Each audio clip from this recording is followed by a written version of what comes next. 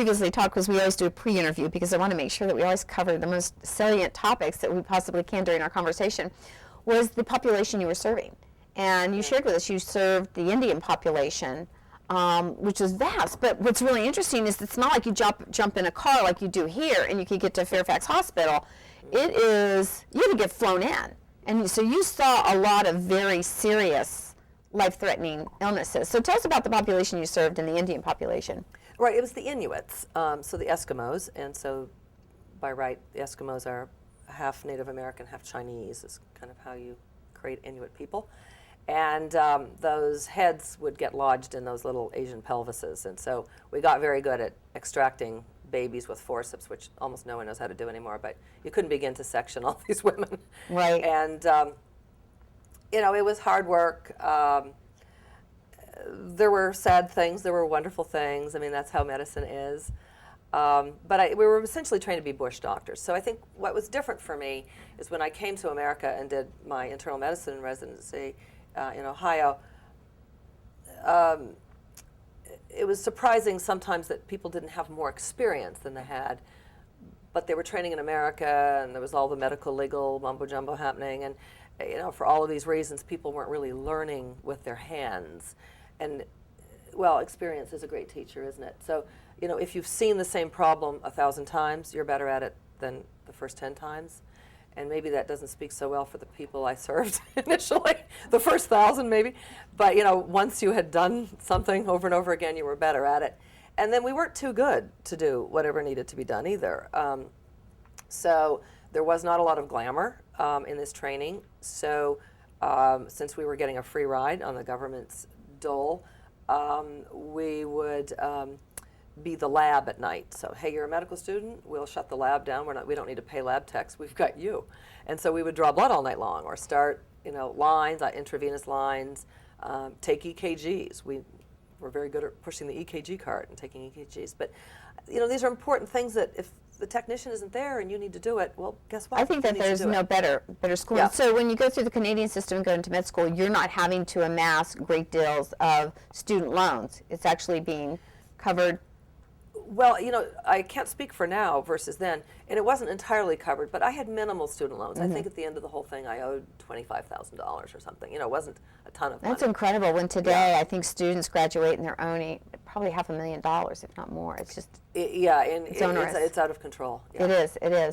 So how did you end up graduating from medical school in Newfoundland and then doing a residency here in the United States? All right. How does that happen? Well, growing up so close to the border, I had always spent a lot of time in the United States. So in my heart, I wanted to be an American. Really? So, when did you know that? From a young age. Okay. Yeah. Interesting. Why? I have to ask why. I had exposure to Canada and I had exposure to the United States, and I just felt like I was an American. Canada was becoming increasingly socialistic. I didn't want to be a socialist. I didn't feel like that was part of it. And I just saw America as a freer country. And I was always proud of America for doing things that I think Americans need to be more proud of. You know, building the Alaskan Highway in 9 months. And when no one else could build the Panama Canal, America did it. And you know, I think Americans have a lot to be proud of. So I like many other immigrants, just kind of felt like I was an American born somewhere else. I think that's really important to understand why our country is such an important place, and what it means, how people make the decision to come here. And I always wonder about that. I look at my ancestry and I think it's brave and it's daring and it's wondrous. Some people flee to save their lives. I know that my great-great-grandfather was a money launderer for the Sinn Féin and was so really trying to have independence. So there's always these amazing stories, these incredible stories of what brings us here.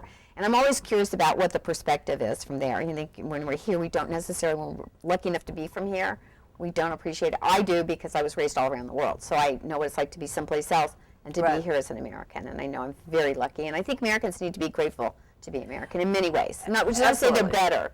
It's not to say we're better.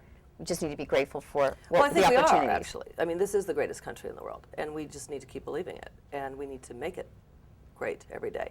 And so if every person does that, then, you know, we continue to be the leader in the world, Absolutely. which we won't be if we run ourselves down.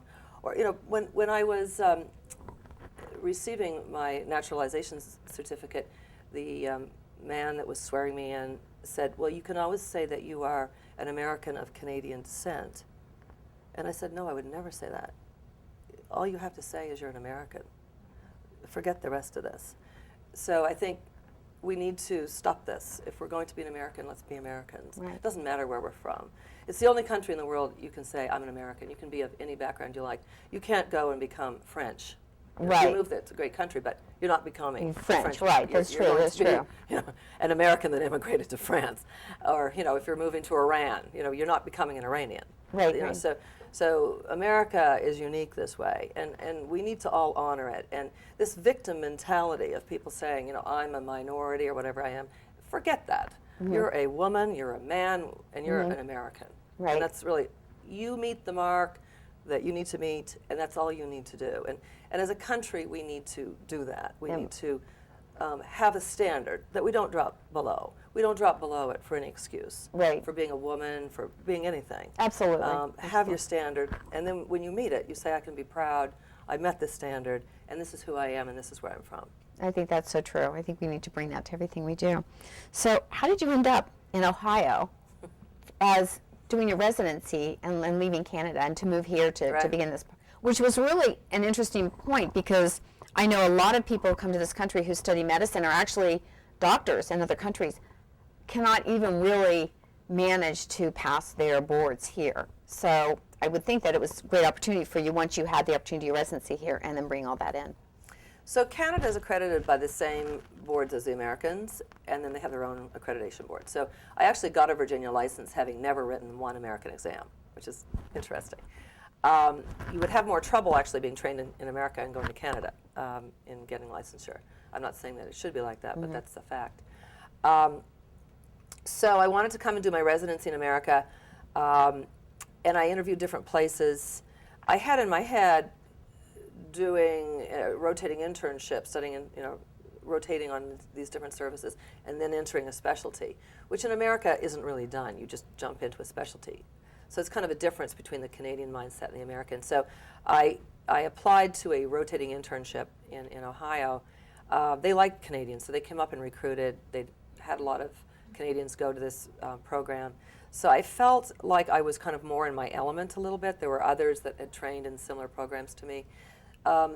I felt a bit intimidated coming to America. It seemed different to me culturally in a lot of ways. I interviewed in some great places, but a lot of the great centers in America are in some not great areas. And culturally, I just didn't understand it. I didn't know how I could function in some of these neighborhoods and cultural schisms that I just was so unfamiliar with. So I don't know, there was kind of something familiar about Akron, Ohio, and knowing that some of my colleagues were there as well. So it gave me that comfort lift. So did you know when you entered your residency what area you wanted to practice medicine in, or did you really go in with just, I don't know, I mean. Yeah, no, so I started as a rotating intern, so I was going to rotate on all these different services. In fact, I started off in surgery, and so I was in the OR for 3 months. Where you learned to sew. Well, actually, I learned to sew in Newfoundland, but yes, I got better at it in America. And then during that time, I thought, okay, I do have, so I was able to transfer into the internal medicine program. So I just transferred in. So internal medicine So is that's how really I what got you Yes. became, your really area of interest. Interesting. So how did you end up graduating from school in Akron and ended up in Virginia? Well, I was married at the time, and my husband was here in telecom. Was your husband Canadian? Yes. Okay, so you met while you were in school, or? Yes, and I met prior to, we were married prior to medical school. Okay, oh really? So then he went up to Newfoundland with you, Newfoundland? For a brief time, and then Okay. he came to the United States. Okay, and then he came, and so you kind of came here, and then was he doing telecom with you while in Ohio? No, no, he was throughout the United States. Okay, Yeah. okay. So you ended up moving here and set up. So what did you think you were going to do? Did you think you're going to open your own practice? Did you think you're going to join somebody? What did you think you would do? Did you think you were going to work in a hospital environment? I didn't care. I'm the most unlikely person in the world to be a CEO, and I had no aspirations to do a whole lot of what I'm doing. Sometimes people say, well, you're a great businesswoman, and I'm kind of insulted a little bit, because I'm thinking if they wanted to say something nice, they could say I was a good doctor. Yeah. But I always felt like medicine came first and business kind of came second. And then when I had children, children came first, medicine came second, and business came third. So I just had a great passion for medicine. I was so happy I got to do this. And it's a rewarding kind of work. And I think that people see that in you. So if they come and see you, and particularly if they're not feeling well or they have something scary going on, and then you're caring about it. And in anything, if we go to get our car fixed or we have a matter with our children at school, when you go to see a teacher that's invested, it's a good experience. So I have cared about my work. I think it's an interesting topic. I like learning about people. I think it's a story of each person's life. I always like hearing the story. And then as a car mechanic, I think you kind of piece it together. So when were you last well? And then you start hearing about what happened. And patients tell you the story. You just have to listen, really.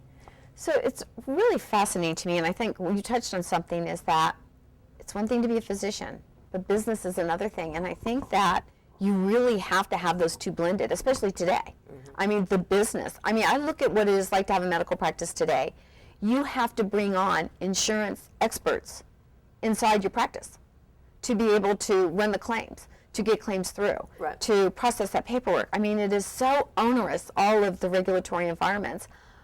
I wonder how many people, I wonder if we're going to lose people who are going to maybe decide not to go into medicine because it's so challenging, or if people will be there because it's your passion, it's your love, it's what you do. So, and you've brought a lot of this approach into your practice. So I want to talk a little bit about your practice, but I think it's really important. Where do you go to learn to be a good business person and be a physician? How do you do that? Yeah, I think you have to grow up on an Irish potato farm. Yeah. I don't know. I think maybe the first thing is back to the rocking chair. Self-confidence in who you are. And part of that is knowing what you don't know. So we only know a few things. I'm really only good at 2 or 3 things, and I'm not good at 5 million. So you need to surround yourself with people who are good at what you're not good at. And that's what we always like to stop from. Surround yourself with people who are good at what you're not good at.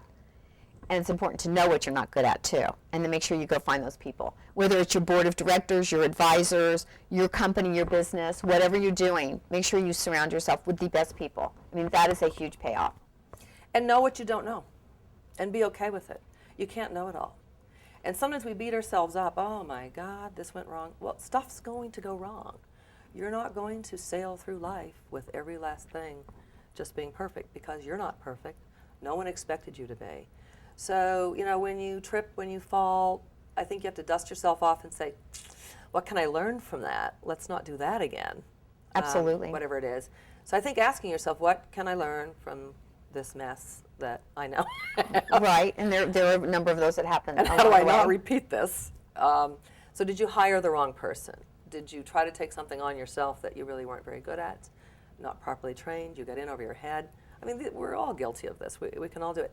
And I think don't take yourself too seriously, because I think if we get too full of ourselves about how good we are at anything, including being a doctor, I'm great with the stethoscope. Be careful here, because you can now miss something. So I think a little humility goes a long way.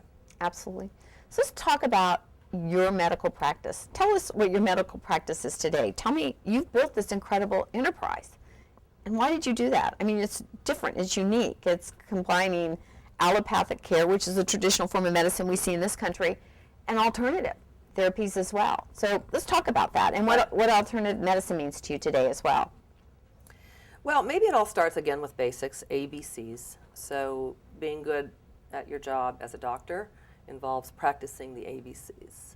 Listening, documenting it well, getting a good history, examining the patient carefully. You don't have to be very smart, really, to do this job. You really don't. People think we're smart. We're really not. But getting that history and then thinking through some very basic things. It's not the 1 in a million you need to come up with. It's the 99%. So stay with what's common. It'll get you right most of the time.